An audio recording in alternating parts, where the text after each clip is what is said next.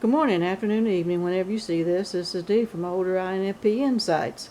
Thought I'd do another video for you today. Appreciate all the views, appreciate all the comments, the subs.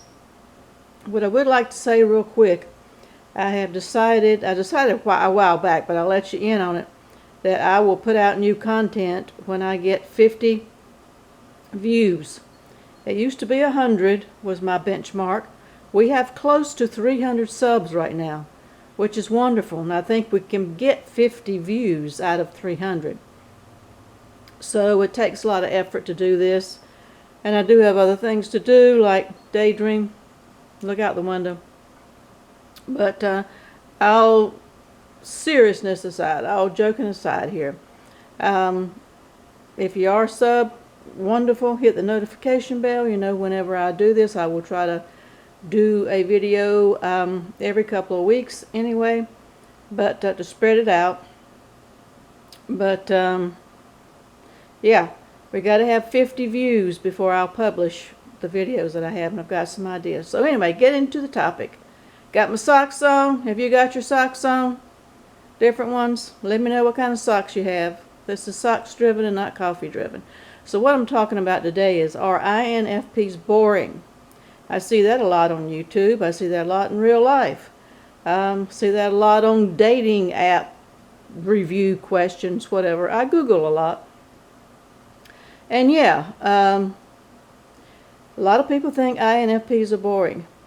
Well, no. The answer is no, we're not boring, especially to ourselves. That's because we keep everything on the inside.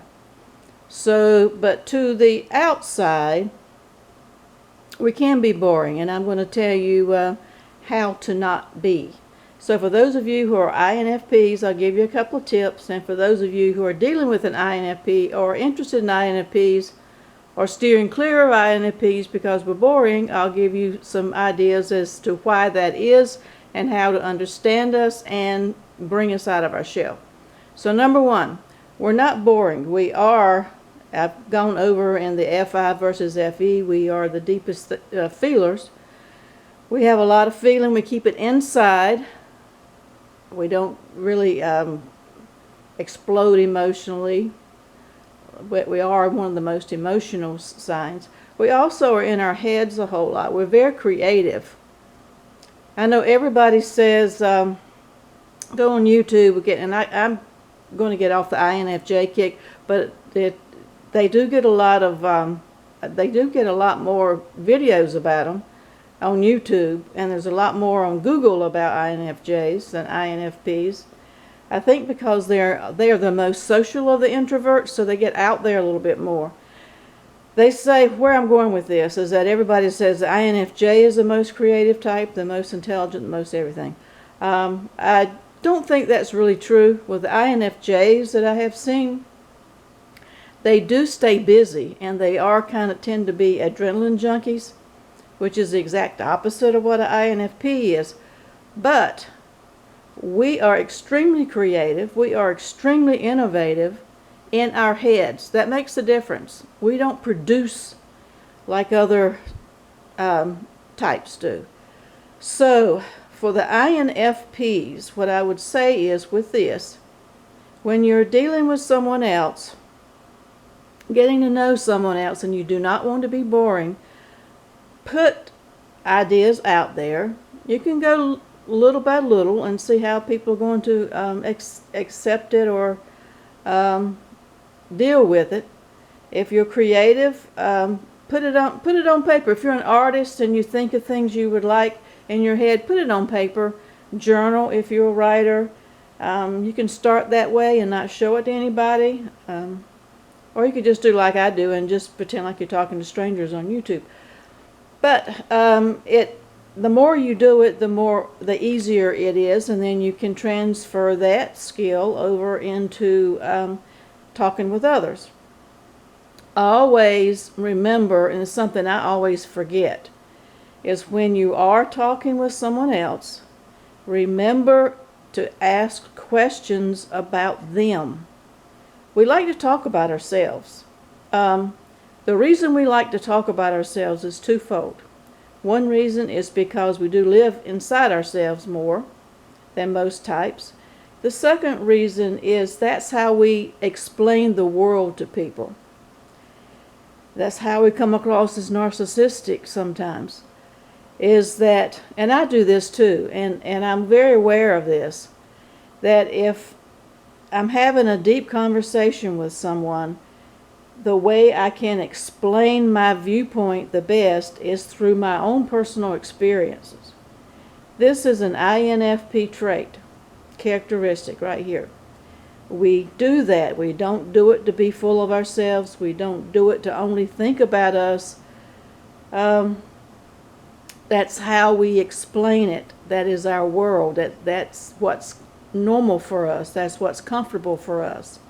So when we're talking with other people, be mindful to ask them questions about themselves. Be mindful to explore their thoughts. Don't immediately turn it back to yourself, which is what we normally and naturally do. We gravitate towards our inner world. Put your inner world out to the outside. Okay? So no, we're not boring. Yes, we can be boring to other people because we either aren't going to talk or we're going to talk about ourselves. Be mindful of that, to ask questions of other people. It's going to take some work. I'm old enough now and have done it enough now for the past decade that I think I'm better at it, but I'm not good at it. In the beginning, the way it came across as a job interview. It's going to be very stiff. People are going to find you boring, and that way too, if you're dealing with an INFP, and they do come up. Two things if you're dealing with the INFP. Number one, if they're not talking about you, talk about yourself. Bring INFP into your world. Bring them out of their world. Okay? Help engage them and understand that it's not narcissism. It's not being full of themselves. It's how they process the world, is to relate to you things that have happened to them in their life. Second thing is, if an INFP does ask you questions and it looks like a job interview, it looks stiff, it doesn't look genuine, understand that they are learning how to do this, and give them kudos and applause in your head, if nothing else. But just understand that it took a lot for the INFP to do this, to ask you about yourself. That means they're interested, and that means they are trying. And when you're younger, it's not going to be normal. It's not going to be natural for you. It's not really natural for me. I have to stop and think. If I'm talking face to face with people, verbally, I will totally forget to ask them about themselves or their day or anything. I'm expecting them to tell me on their own. If I'm doing it in writing and I'm communicating through texting, which I hate to do, but I email a whole lot because that's my favorite way of expressing myself. Then I will go through, read the email before I send it, and then I'll make sure I've engaged the other person, or try to, by commenting on what they've said or asking questions of them to show that I am interested. Now, of course, if you're not interested, then you don't have to do that. But that's just some tips for you. If you don't want to be boring, if you want to have more people in your life, we all need to have people, on whether it's face-to-face or on the internet.